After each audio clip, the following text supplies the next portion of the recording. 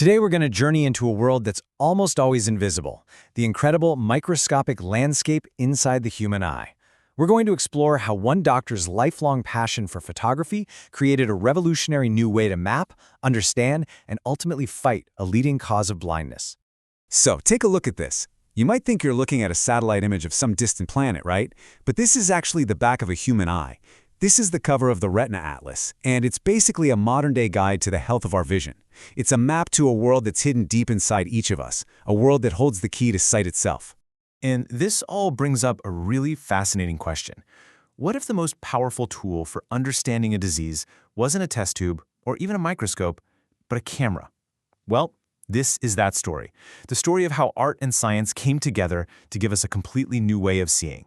You know, every great project has a human story at its core. And the story of this atlas? It doesn't start in some high-tech lab. Nope, it starts in a homemade darkroom. This is a quote from Dr. S.P.S. Gruel, the lead author of the atlas. For him, this book wasn't just some medical text. It was really the culmination of a passion that started way back with the simple magic of developing film by hand. Dr. Gruel actually calls it a synergetic and symbiotic fusion of his two great loves.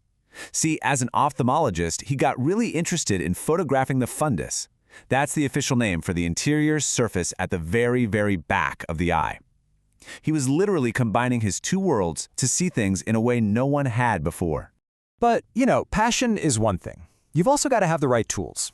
And to capture the kinds of images we're about to see, well, that required a massive leap forward in technology. Trying to take a picture of the inside of the eye has been a huge challenge for like over 150 years. The first attempts were super blurry, you had eye movement, not enough light, it was a mess. It took decades to even get a decent shot. But the biggest game changer, the leap forward that made this atlas possible, happened really recently, in 2014, with a brand new kind of scanner. And this is it. This is the machine that made it all happen. The EyeDon True Color Confocal Scanner.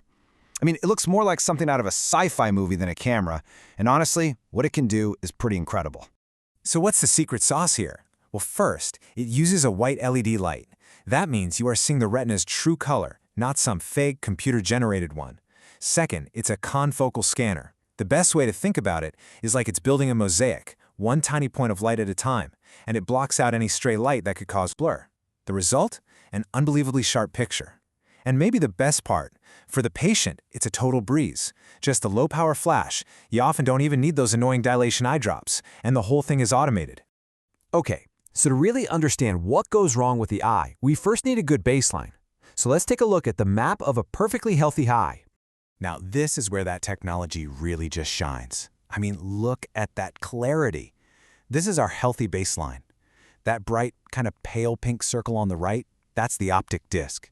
It's basically the port where the optic nerve connects your eye to your brain. And branching out from it, you can see all those blood vessels, like rivers cutting through a valley. This beautiful, intricate network is what keeps our vision alive and well. To put it simply, the retina is everything. It's the film in the camera. It's the digital sensor that captures the world. It's the delicate tissue that turns light into the electrical signals our brain understands as sight. So, when this layer gets damaged, our vision itself is at risk. Okay, now let's use this amazing technology to see what happens when a really common disease starts to attack the retina. We're going to take a look at something called diabetic retinopathy. So, in simple terms, the high blood sugar from diabetes messes with those tiny, delicate blood vessels we just saw. They can start to swell up, leak, or even just close off completely. It's one of the top reasons people lose their sight, but here's the scary part. In the early stages, it can be completely invisible to the person who has it. But while the patient might not be able to see it, the EyeDon camera absolutely can. It allows doctors to literally watch the damage unfold in 4 distinct stages. We're going to walk through this whole progression from the early, non-proliferative stages, which just means abnormal blood vessels are not yet growing, all the way to the most advanced proliferative stage, which is where they are. Let's see what that actually looks like. All right, let's bring up our first comparison. On the left, we've got our healthy eye. On the right, stage 1. At first glance, it doesn't look that different, does it? But look a little closer. You see those teeny tiny red dots scattered around? Those are the very first warning signs.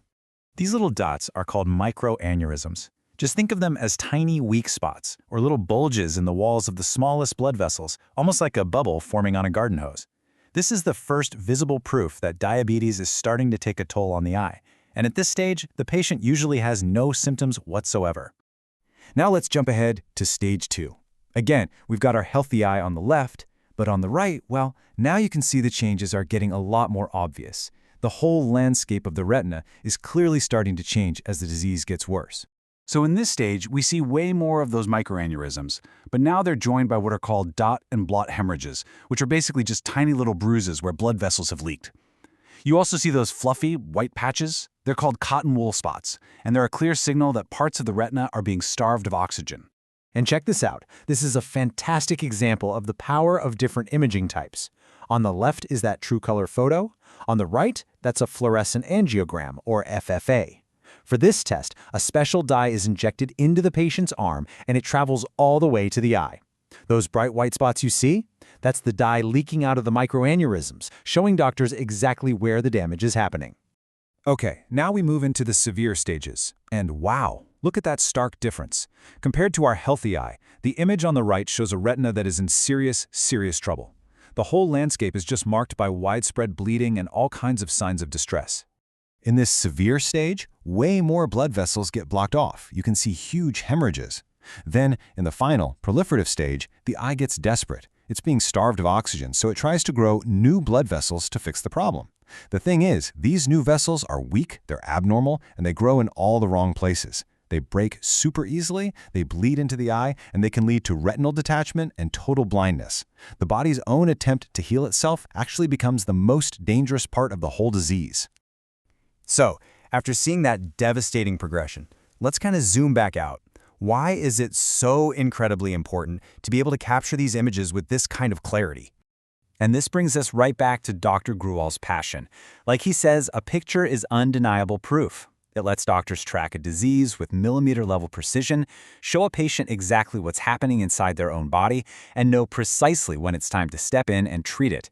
It turns a diagnosis from an interpretation into cold, hard, visible evidence, just like developing a photograph in a darkroom. You know, it really leaves us with a final thought.